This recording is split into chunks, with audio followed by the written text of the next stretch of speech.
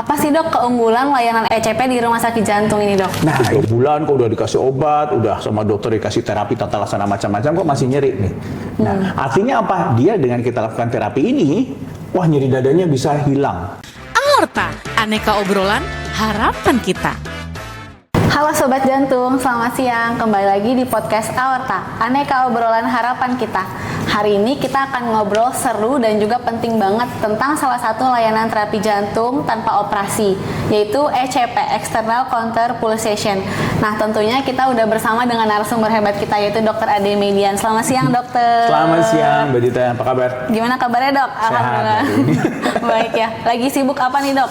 Ya, banyak lah, kita ada seminar, terus kemudian ya bikin pertemuan rapat banyak. Banyak ya. Sama pasien juga banyak loh. Ya. Tapi tentunya bisa menghadiri podcast Aorta ini ya, dok ya. Mudah-mudahan bermanfaat ya. Oke, baik. Nah, dok, bisa diceritakan sedikit tentang layanan ECP ini nih, dok, dan mengapa sih ini menjadi pilihan pasien jantung pada saat ini, dok? Ya, ECP itu adalah yang singkatannya sih External Counter Pulsation. Ya, jadi itu adalah terapi non-invasif yang biasa kita lakukan di rumah sakit jantung dan pembuluh darah harapan kita. Jadi alat ini memang bagian dari rehabilitasi kardiovaskular, yaitu rehabilitasi jantung yang ada di harapan kita, gitu ya. Apa kelebihannya? Satu, dia non invasif. Jadi terapi ini itu nanti teman-teman sobat jantung bisa lihat gitu ya. Jadi ini adalah terapi non invasif gitu ya. Pasiennya nanti tidur ya, ada satu meja gitu ya. Terus nanti dipasang manset. Manset itu kayak kita tensi ya, tapi di kaki tuh. Jadi ada 3 gitu ya, di daerah betis, paha, dan bokong. Terus kemudian dia akan mengembang dan mengempis gitu ya, sesuai dengan nanti EKG maupun pulse oximetrinya. Nah, terapi ini sangat bermanfaat, terutama untuk pasien apa? Untuk pasien angina refraktor. Nanti kita cerita banyak apa itu angina refraktor. Jadi pasien yang nyeri dada, terus kemudian kok dikasih obat nggak sembuh-sembuh nih. Gitu. Apalagi kalau pasien habis bypass, misalnya habis pasang ring, tapi masih sakit dadanya. Jadi ini adalah satu inovasi ya, sebetulnya penemuannya sudah lama gitu ya, tapi memang kita gunakan sekarang di rumah sakit gitu ya. Supaya apa? Supaya terapinya lebih baik dan lebih terkontrol. Jadi ini tuh lebih ke terapi fisik ya, dok ya? Ya, bagaimana betul. sih cara kerja alat ECP ini, dok? Nah, alat ECP ini dia bekerja ya di pembuluh darah. Ya. Kita tahu bahwa jantung itu kan ada memompa dan mengempis ya. Jadi memompa terus dia mengembang gitu ya. Namanya sistolik diastolik. Nah, pada saat dia mengembang itu di mana terjadi aliran untuk pembuluh darah koroner. Jadi tentunya alat ini itu sangat bermanfaat untuk mereka-mereka yang punya sakit jantung koroner. Apa itu sakit jantung koroner? Adalah mereka pasien-pasien kita yang ada penyempitan di pembuluh darah koroner. Karena apa? Arteriosklerosis. Kita tahu kalau misalnya nanti sobat jantung misalnya ada nyeri dada nih, nyeri dada yang khas jantung kan biasanya di tengah terus menjalar gitu ya, atau ke punggung, ada keringat dingin gitu ya. Nah, itu namanya angina gitu ya. Tapi alat ini kita khususkan untuk mereka yang angina refraktor. Refraktor itu artinya adalah nyeri dada yang berulang. Jadi udah 3 bulan dikasih obat nih, atau sudah pasang ring, atau bahkan sudah bypass tapi dia masih nyeri gitu ya. Nah, untuk pasien-pasien seperti ini adalah indikasinya untuk kita berikan, tapi non invasif. Jadi kita nggak lakukan pembedahan gitu, kita nggak lakukan kateterisasi, tapi memang terapi adalah terapi non invasif. Terapi non invasif. Oke, baik. Nah, ini manfaat utamanya setelah pasien melakukan layanan ECP ini apa sih, dok? Nah, tadi saya katakan, jadi indikasi utama adalah pasien-pasien dengan angina refraktor. Artinya gini, kalau dia nanti masih nyeri dada, ya 3 bulan kok udah dikasih obat, udah sama dokter dikasih terapi tata laksana macam-macam kok masih nyeri nih. Nah, artinya apa? Dia dengan kita lakukan terapi ini, wah nyeri dadanya bisa hilang. Bisa hilang. Bisa hilang. Jadi misalnya nanti pasiennya, oh tadi dia kok jalan kok nyeri ya, gitu ya. Dengan alat ini satu, dia rasa oh kok nyerinya perbaikan gitu ya. Banyak pasien-pasien kita yang tadinya kerja gitu atau naik 2 lantai kok tiba-tiba sakit dadanya, dengan kita kasih terapi ECP ini sebanyak 35 kali masing-masing 1 jam, itu lebih baik. Pertama sih 5 hari pertama tuh biasanya terapi efeknya tidurnya lebih enak dulu nih. Tidurnya jadi lebih enak, terus kemudian nyeri dadanya mulai berkurang, aktivitasnya jadi lebih baik gitu ya. Dan itu efek yang paling sering timbul untuk pasien-pasien yang kita lakukan ECP. Jadi dalam satu sesi itu ECP ini 1 jam jam ya dok ya? Ya, betul.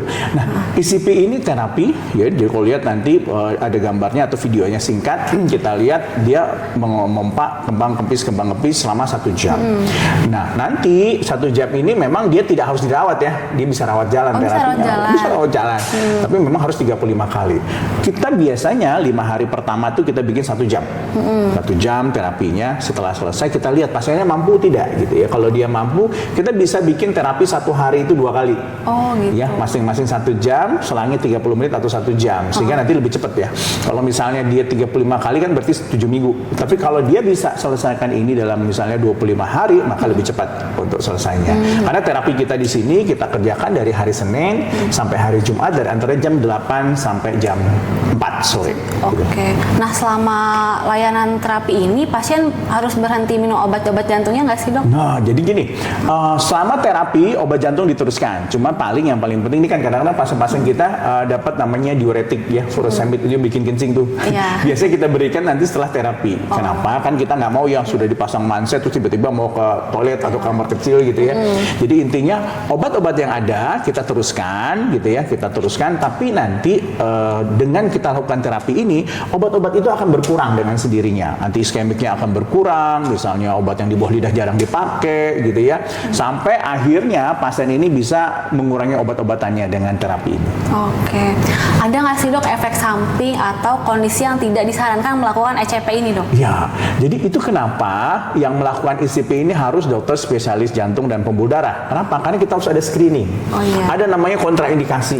Betul. Contohnya gini, kalau pasien kita dia punya kelainan katup nih, ya namanya aortic regurgitasi yang berat. Berarti kan kita harus echo nih gitu ya. Yeah. Kalau dia ada berat kita nggak boleh kerjakan. Terus atau kalau nanti kan kita harus USG kaki juga nih. Kenapa? Yeah. Untuk lihat apakah ada gumpalan darah di situ. Misalnya ada trombus gitu ya. Nah itu kita nggak bisa kerjakan karena dia bisa lepas terus membahayakan gitu ya. Terus satu lagi kita harus lihat apakah ada pembesaran pembuluh darah aorta. Jadi kalau misalnya aortanya membesar ada namanya diseksi gitu ya. Kita kalau melakukan ECP itu bisa menyebabkan diseksi aorta gitu ya, itu bahaya buat pasien. Jadi sebelum kita melakukan terapi ini memang kita harus lakukan ehokardiografi, Doppler vaskularnya ya atau foto ronsen untuk lihat apakah ada aneurisma abdominalis yang di perut ataupun yang di rongga dada. Sehingga apa? Kalau kita kerjakan aman. Kita sudah lebih kerjakan dari mungkin di sini udah 4.000 jam kali lebih kita kerjakan itu pasien ECP ini. Jadi sudah lama nih, sudah ada 5 tahun lebih lah kita kerjakan di harapan kita dan hasilnya sangat baik buat pasien-pasien kita. Nah, tapi memang kalau kita lakukan terapi ini biasanya kita sarankan untuk pasiennya pakai legging tuh. Yang biasa ibu-ibu pakai gitu. Tapi kita balik kenapa? Karena kan dengan pompa yang mengembang dan mengempis, ini dia menekan. Kadang-kadang beberapa orang bikin lecet tuh. Ya, jadi nggak boleh tuh terapi pakai jeans gitu, nggak boleh gitu ya. Jadi dan lebih nyaman juga ya dok lebih ya? nyaman buat pasien ya. Nah, apa sih dok keunggulan layanan ECP di rumah sakit jantung ini dok? Nah ini dia, apa sih bedanya? Jadi ECP ini sudah banyak lama di Indonesia. Kadang-kadang dia di klinik-klinik gitu kan. Nah yang paling penting satu, kenapa kita ini bawa ke rumah sakit atau di harapan kita ya, Jantung Nasional ya, harapan kita. Satu, pertama kita harus tahu indikasinya dulu. Jadi dokter jantung itu akan menentukan apakah terapi ini itu bermanfaat buat pasiennya. Karena apa? Kalau misalnya indikasinya tidak tepat, maka hasilnya nggak begitu bagus. Gitu ya. Tadi itu dokter jantung punya kriterianya. Kedua, kita harus tentukan ada nggak kontraindikasi. Kontraindikasi itu adalah misalnya, oh ini kita nggak boleh kerjakan. Kalau ada hal seperti ini, gitu. Itu yang penting sekali. Sehingga nanti kalau toh kita kerjakan, hasilnya akan baik. Bagaimana cara mendaftar pasien yang mau berkonsultasi, yang mau layanan ECP ini nih dok? Nah, untuk layanan ECP ini, pertama nanti sobat jantung bisa datang ke poliklinik ya, baik itu poli eksekutif kita ataupun poliklinik rawat jalan kita yang BPJS gitu ya. Tapi saya harus tekankan bahwa memang sampai saat ini BPJS ini belum ditanggung oleh BPJS. ECP ini belum ditanggung oleh BPJS gitu ya. Kenapa? Ya nanti kita lagi usahakan untuk dia masuk dalam terapi gitu ya. Tapi jangan berkecil hati, nanti silakan datang ke poliklinik gitu ya, pasien rawat jalan, terus nanti ketemu dengan dokter jantungnya. Dokter jantung akan melakukan pemeriksaan dulu nih, anamnesis, pemeriksaan fisik, bahkan kalau perlu ekokardiografi sampai Doppler vaskular untuk cari ada nggak kontraindikasi. Setelah itu baru dikirim untuk kita melakukan ECP. Kelebihannya apa? Karena kita punya mesin nih lebih dari satu, jadi pasien-pasien kita bisa tentukan mau datang jam berapa. gitu ya. Oke, Jadi siap. bisa sesuai dengan kemampuannya. Iya, baik. Nah, terakhir nih dok, harapan dokter untuk masyarakat supaya lebih peduli, lebih aware tentang kesehatan jantung dan juga tentang layanan ECP ini membantu seluruh pasien jantung di Indonesia, dok. Iya, nah penting sekali ya sobat jantung, kita tahu bahwa 1 dari 3 orang Indonesia itu atau di dunia ini meninggal karena penyakit kardiovaskular, penyakit jantung, terutama penyakit jantung koroner gitu dan stroke gitu ya. 1 dari 3 itu meninggal karena itu. Kedua, hal-hal ini tuh membutuhkan biaya besar. Jadi artinya kita tahu kemarin 2024 tuh BPJS itu menghabiskan 19,2 triliun Oh, uang ya. iya, 19 ya, besar sekali. besar sekali. Sehingga nanti untuk kita intinya apa? Bahwa pencegahan itu penting. Sangat penting. Jadi saya sarankan bahwa kalau kita berusia di atas 40 tahun gitu ya, terus kemudian punya faktor risiko bisa lebih cepat dari 40 tahun gitu ya untuk melakukan medical check up. Di harapan kita punya paket medical check up yang lengkap terutama untuk jantung gitu ya.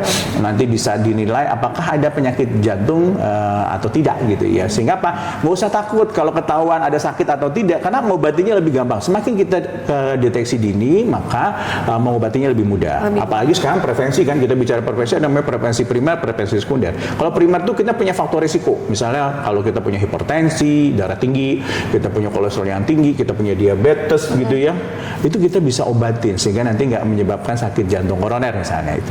Oke, baik ya.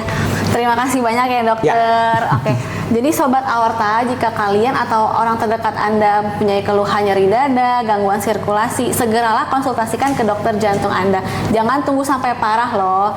Nah, sampai di sini episode kali ini. Jangan lupa ikutin terus podcast Aorta supaya kalian tidak ketinggalan informasi tentang jantung lainnya. Terima kasih, dadah, sampai Terima kasih, jumpa. Makasih ya, sampai Dok. jumpa, sama-sama.